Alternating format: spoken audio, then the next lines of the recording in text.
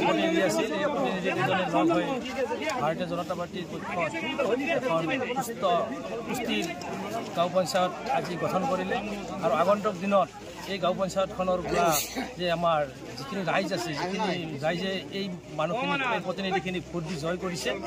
এই যি ৰাইজে যি ভোট দিছে এই ভোটৰ যি উপযুক্ত মূল্যটো আমাৰ এই প্ৰতিনিধিসকলে দিয়ে বা আমাৰ আজি যি সভাপতি উপসভাপতি হ'ল তেখেতসকলক মই এটাই অনুৰোধ এইখিনি কাম যাতে ৰাইজে যাতে ভাল কাম আগন্তুক দিনত কৰে আৰু আগন্তুক দিনত আমাৰ দলক আগুৱাই লৈ যায় নৰেন্দ্ৰ মোদীৰ যিটো সপোন হেমন্ত বিশ্বৰ যিটো সপোন এই সপোনখিনি আপোনালোকে যে ইয়াৰ পৰাই যে আগুৱাই লৈ যাব এইখিনি মোৰ আশা থাকি এইখিনি কৈয়ে মই আপনাৰ আমাৰ ধন্যবাদ দিছোঁ দাদাও আছে ধন্যবাদ দিছোঁ আমাৰ জিলা পৰিষদ দাদা ধন্যবাদ দিছোঁ এখেতৰ প্ৰচেষ্টাত আজি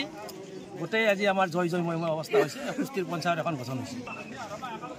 8 নম্বৰ দক্ষিণ পূব পাকাত আজি গাঁও পঞ্চায়ত গঠন হ'ল সৰুক্ষেত্ৰী খণ্ড উন্নয়ন বিষয়ৰ কাৰ্যালয়ত সম্পূৰ্ণ বিধি অনুসৰণ কৰি আৰু এই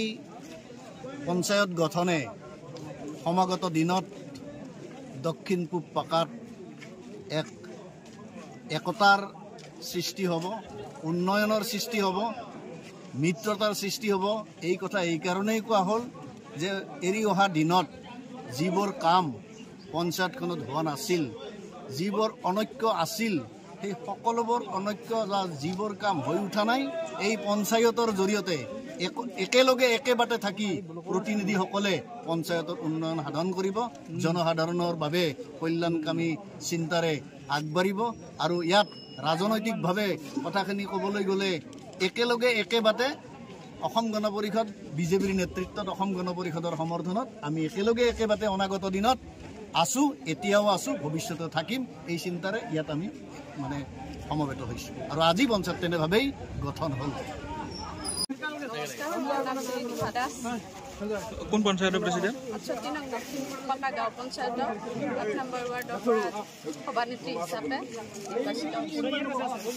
কেনেধৰণৰ কাম কৰিব এইবাৰ ৰাইজৰ কাম